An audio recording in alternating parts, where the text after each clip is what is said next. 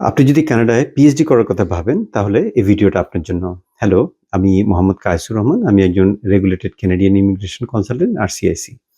যেমনটা বলছিলাম হেডলাইনে যে, আপনারা যদি কানাডায় পিএইচডি করতে চান, তাহলে আপনার কি টাইপের রিকোয়ারমেন্টস আছে, কিভাবে আপনার প্রস্তুতি নেওয়া উচিত, কোথায় ফান্ডিং এর অপশনস আছে, এই ব্যাপারগুলো নিয়ে আজকে আলাপ করব। প্রথমেই আসি যে, পিএইচডি করার জন্য আপনার ২ টা মোটিভেশন থাকতে হবে। নাম্বার 1 সেটা হচ্ছে যে আপনি হয় এখানে টিচিং এ আসবেন বা টিচিং করবেন কানাডায়, অথবা ব্যাক হোমে গিয়ে টিচিং করবেন, অথবা অন্য কোথাও টিচিং করবেন, অথবা আপনি রিসার্চ করার জন্য আপনি নিজেকে প্রস্তুত করবেন। বাট যদি আপনি কানাডায় অবস্থান করতে চান, তাহলে আমি বলব মোস্টলি আপনি রিসার্চের অপশনে গেলেই ভালো হবে। কারণটা হচ্ছে এখানে টিচিং করতে গেলে আপনার যেই স্পেশালি ধরেন আমি অটোয়ায় থাকি। আপনি যদি অটোয়ায় পড়াতে চান, তাহলে এখানে বাইলিঙ্গুয়াল হওয়াটা, তার মানে ইংলিশ এবং ফ্রেঞ্চ ২ টা ল্যাঙ্গুয়েজই জানতে হবে। সো বেশিরভাগ বাংলাদেশি স্টুডেন্টরা যখন পিএইচডির এই স্বপ্নটা দেখে, তারা কিন্তু একটা জায়গায় হোঁচট খায়, স্পেশালি যদি অটোয়ায় থাকতে চায়।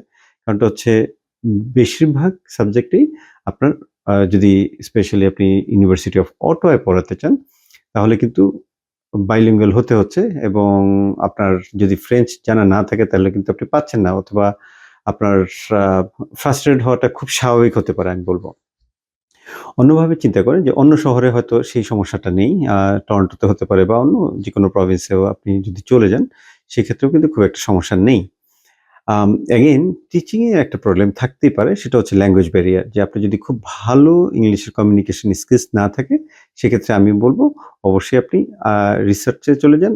টিচিং এ আর দিকে ফোকাস না করাই ভালো হবে। ওকে, আমি এখন চলে আসি যে আপনার পিএইচডির জন্য ১ম এই কি করা উচিত? ১ম এ হচ্ছে যে আইডেন্টিফাই করেন যে আপনি আ কোন পটেনশিয়াল প্রোগ্রাম এবং ইউনিভার্সিটিকে টার্গেট করবেন। সেটা খুবই ইম্পোর্টেন্ট এইজন্য যে আপনি যদি ঠিক ভু পথে না হাঁটেন, তাহলে কিন্তু আপনার অনেক সময় নষ্ট হবে। আর আপনার একটা টাইমের একটা বাজেট করতে হবে। দ্যাট মিনস আপনি এট লিস্ট ১.৫ থেকে ২ বছর আগের থেকে আপনাকে এই যে পিএইচডি করবেন, সেটার জন্য নিজেকে প্রস্তুত করতে হবে। আম অ্যাভেইলেবল সেশন নরমালি সেপ্টেম্বরে, কিন্তু আপনি অন্যান্য সময়ে কিন্তু পিএইচডিতে আসতে পারেন। পিএইচডির জন্য কোনো টাইমিং এর বাধা নেই।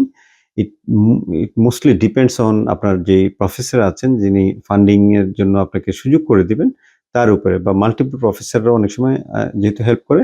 সো সেক্ষেত্রে আমি বলব যে আপনি অবশ্যই দেখে নিবেন যে রিকোয়ারমেন্ট কি আছে এবং প্রফেসর কারা এভেইলেবল আছেন। এরপরে চলে আসি যে আপনার অ্যাডমিশনের যে রিকোয়ারমেন্ট আছে সেটা কি? সেটা অবশ্যই দেখে নিবেন। যেমন ধরেন আমি প্রায় গত ১ মাসে এট লিস্ট ১০ জন আম পিএইচডি ক্যান্ডিডেট পেয়েছি, যাদের কোনো পাবলিকেশনস নাই ইন্টারন্যাশনাল, ইভেন লোকাল পাবলিকেশনস ও নাই। সো যদি ক্যানাডার কথা চিন্তা করেন এবং পিএইচডির কথা চিন্তা করেন, তাহলে এট লিস্ট আপনাদের ২ টা পাবলিকেশনস থাকা খুবই জরুরি, এবং সেগুলি ইন্টারন্যাশনাল জার্নালে। যদি সেটা না থাকে, তাহলে কি আপনি অ্যাডমিশন পাচ্ছেন না? অ্যান্সার ইস ব্যাপারটা ইন ওয়ান ওয়ে বা ওয়ান অ্যান্সার আমি নো বা ইয়েস কোনটাই বলব না। তবে হ্যাঁ, আপনার জন্য অনেক ক্ষেত্রে সেটা চ্যালেঞ্জিং হতে পারে। বাট পাবেন না ব্যাপারটা তা না। আপনারা চেষ্টা করবেন, যদি আপনি পিএইচডি করার ইচ্ছে থাকে, তাহলে ইন্টারন্যাশনাল জার্নালে আপনার যে টপিকটা নিয়ে কাজ করবেন, সেটা নিয়ে আপনি এটলিস্ট ২ টা পাবলিকেশনস আ রাখার চেষ্টা করবেন। অ্যাডমিশন রিকোয়ারমেন্টটা তাহলে আপনার ওয়েবসাইটে দেখে নিবেন, এবং সেই সাথে দেখবেন যে আপনার আ তারা কি কোনো পাবলিকেশনস চায় কিনা, বা মিনিমাম মাস্টার্স চায় কিনা, বা আ অনেক সময় যে আপনার এক্সটেন্ডেড রিসার্চ এর কোনো আপনার এক্সপেরিয়েন্স আছে কিনা, সেটা চায় কিনা। তার মানে আপনি ভালো করে দেখে নিবেন যে একাডেমিক রিকোয়ারমেন্ট টা কি আছে। সেই সাথে ল্যাঙ্গুয়েজের রিকোয়ারমেন্ট টা দেখাটাও জরুরি। যেমন IELTS কোথাও, কোথাও ৬.৫ কোথাও, কোথাও ৭ পর্যন্ত চাইতে পারে। এরপরে চলে আসি যে আপনি কি করবেন, যে আপনি ইউনিভার্সিটি ঠিক করলেন এবং আপনার প্রোগ্রামও ঠিক করলেন যে কোন টপিকটা নিয়ে কাজ করতে চান। তারপরে আপনি পটেনশিয়াল একজন সুপারভাইজার বা ২ জন সুপারভাইজারকে টার্গেট করে আপনি ইউ স্টার্ট সেন্ডিং ইওর রেজুমিস, এবং আপনার হয়তো ২ বা ৩ পৃষ্ঠার মধ্যে আপনার রিসার্চ কোয়েশ্চেন কি আছে, আপনার রিসার্চ মেথোডলজি কি হবে, আপনার রিসার্চ আউটকাম কি হবে, সেই ব্যাপারগুলি অবশ্যই আগে চিন্তা করে, বা একজন আ ভালো কোনো একজন এক্সপার্টিসকে দেখে তারপরে আপনি এটা লিখবেন। সেটা হবে আমার অ্যাডভাইস। আম প পটেনশিয়াল যখন অ্যাডভাইজারকে দেখবেন, তখন একটা জিনিস মনে রাখবেন, আপনারা ইমেইল কখন পাঠাবেন? ইমেইল অবশ্যই পাঠাবেন হচ্ছে মঙ্গল, বুধ এবং বৃহস্পতিবার। কখনো সোমবারে অথবা শুক্রবারে ইমেইল পাঠাবেন না। কারণ প্রফেসর এই ২ টা দিন খুব বেশি রকমের ব্যস্ত থাকেন। এবং যেহেতু একটা রাশের মধ্যে থাকে, সো আপনার ইমেলটা ইগনোর হতে পারে। আর আপনি একটা জিনিস খেয়াল করেন যেন এই ইমেল যখন পাঠাবেন সেটা যাতে স্প্যাম ইমেলে না যায়, সেজন্য কি করতে হবে? সেজন্য আপনি হেডলাইনটা এত সুন্দর করে দিবেন, মানে আমি হেডলাইন বলতে সাবজেক্ট লাইন বোঝাচ্ছি, সেটা যেন অবশ্যই ক্যাচি হয়। যাতে করে আম আপনার একটা প্রফেসর ইভেন স্প্যামে গিয়েও যদি দেখেন তাহলে উনি যাতে রিট্রিভ করতে পারেন আপনার ইমেলটা, সেইজন্য। আম এরপরে চলে যাচ্ছি যে তারপরের স্টেপটা কি হবে? এরপর আপনি যে প্রোগ্রামটা আপনি চাচ্ছেন সেখানে এপ্লাই করলেন এবং এপ্লাই করার পরে আপনার ফান্ড সিকিউর করাটা খুব ইম্পোর্টেন্ট। নরমালি পিএইচডির জন্য ফান্ডিং যেটা পাওয়া যায় সেটা 100% পর্যন্ত পাওয়া যায় বা 110% ও পাওয়া যায় বা 120% পাওয়া যায়। দ্যাট মিনস আপনার RA research assistantship, TA teaching assistantship, এই ২ টা দিয়ে এবং আপনার ডিপার্টমেন্টের কিন্তু অনেক এভেইলেবল ফান্ডিং আছে। সো এই ফান্ডিংগুলি আপনাকে দেখতে হবে যে এই ফান্ডিংগুলি আপনি সিকিউর করতে পারছেন কিনা। আপনি যখনই একটা অফার লেটার পাওয়ার কথা চিন্তা করছেন, সেই সাথে দেখবেন যে কোন ক্ষেত্রে কতটা পর্যন্ত আম আপনার ফান্ডিংটা এভেইলেবল আছে এবং আপনার কি ক্রাইটেরিয়া মিট করতে হবে। সেজন্য আমি যেটা ১ম এ বলছিলাম যে আপনার এট লিস্ট ১.৫ থেকে ২ বছর আগে আপনার অ্যাডভান্স এ চিন্তা করবেন এবং এভাবেই অ্যাপ্লিকেশনের কাজটা শুরু করতে পারেন। এরপরে চলে যাচ্ছি যে আপনার কিভাবে মুভ করা উচিত।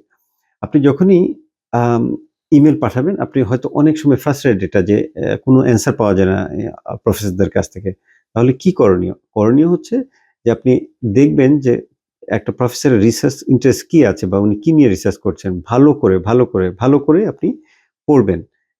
একজনের প্রোফাইল একবার না বুঝলে ২ বার বা অথবা ৩ বার পড়বেন এবং সেম জিনিসটা করবেন হচ্ছে not for one university. At least আপনি বিটুইন 3 to 5 ইউনিভার্সিটিজ আপনার টার্গেট করা উচিত হবে এবং সেই সাথে কিন্তু আপনার রিসার্চ টপিক একটু হয়তো চেঞ্জ করতে হতে পারে। কারণটা হচ্ছে সকল প্রফেসরদের যে একই রকমের রিসার্চ ইন্টারেস্ট আছে বা রিসার্চ করছে তা না। সো এই ব্যাপারটা খেয়াল করে অ্যাকর্ডিংলি আপনাকে কিন্তু কাস্টমাইজড ওয়েতে ইমেইল পাঠাতে হবে। ফাইনালি ইম্পোর্টেন্ট কয়েকটা ব্যাপার র‍্যাপ করি, দিয়ে র‍্যাপ করছি অথবা ফিউ টিপস। ১ নম্বর হচ্ছে align your ideas with available professors. তার মানে হচ্ছে আপনি যেটা চাচ্ছেন, যেভাবে চাচ্ছেন সেটা যে সবসময় কাজ করবে তা না। তার মানে কোন একটা প্রফেসরের আগে যেটা বলছিলাম যে প্রোফাইল দেখে অ্যাকর্ডিংলি আপনি টেইলরড করে কাস্টমাইজ করে তারপরে তাকে ইমেইল করেন অথবা আম বোঝার চেষ্টা করেন যে আপনার কিভাবে ইমেইল পাঠাতে হবে। দ্বিতীয়টা হচ্ছে raise one standard statement of purpose. সেটা খুব ইম্পোর্টেন্ট। যেমন ধরেন আপনার রিসার্চ মেথোডলজি কি হবে, যেটা ১ম বলছিলাম। এরপর আপনার রিসার্চ আউটকাম কি হবে, সেই জিনিসগুলো কিন্তু আগে ঠিক করে নিবেন এবং প্রত্যেকবারই অ্যালাইন করবেন টিচারের যাকে টার্গেট করছেন তার উপর ডিপেন্ড করে। আর হচ্ছে ফান্ডিং এর অপশনস কি থাকতে পারে, আপনি যদি দেখেন যে এভেইলেবল অপশনস আপনার খুব বেশি দেখছেন না ওয়েবসাইটে, সেক্ষেত্রে আপনি যে কাজটা করতে পারেন, আপনি কিন্তু প্রফেসরকে জিজ্ঞাসা করতে পারেন বা ডিপার্টমেন্টের অন্যান্য অ্যাডমিন অ্যাসিস্ট্যান্ট আছে তাদেরকেও জিজ্ঞাসা করতে পারেন যে how I can secure more fund. আর ফাইনালি মেক সিউর যে আপনি রিকোয়ারমেন্টটা ভালো করে পড়ছেন কোনো একটা ইউনিভার্সিটির।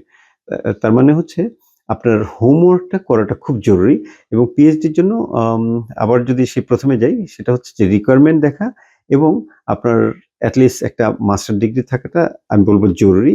আর যদি মাল্টিপল মাস্টার ডিগ্রি থাকে সেটা হয়তো হেল্পফুল হতে পারে। এমন না যে কয়েকটা মাস্টার ডিগ্রি লাগবে। একটা মাস্টার ডিগ্রি অনেক সময় যথেষ্ট।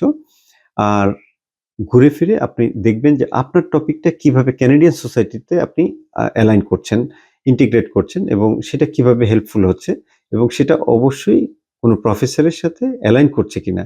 কারণ প্রফেসরের সাথে যদি অ্যালাইন না করে আপনার কিন্তু ফান্ডিং পেতে খুবই কষ্ট হবে। এই ছিল মোটামুটি। যদিও একটু বড় ভিডিও, কিন্তু আমি বলব যে আপনারা কিছুটা যদি আপনাদের উপকারে আসে সেটাই আমার জন্য এবং আপনার জন্য আ কি বলবো যে একটা ভালো কিছু বয়ে আনবে। এনিওয়েজ, আপনাদের যদি আরো কোনো প্রশ্ন থাকে আমাকে ইমেইল পাঠাতে পারেন lavie.immigration@gmail.com। আর আমাদের চ্যানেলটাকে অবশ্যই সাবস্ক্রাইব করে রাখুন নতুন ভিডিওর জন্য। লাইক দিতে ভুলবেন না। ওকে, সবাইকে ধন্যবাদ আর সবার জন্য রইল শুভকামনা।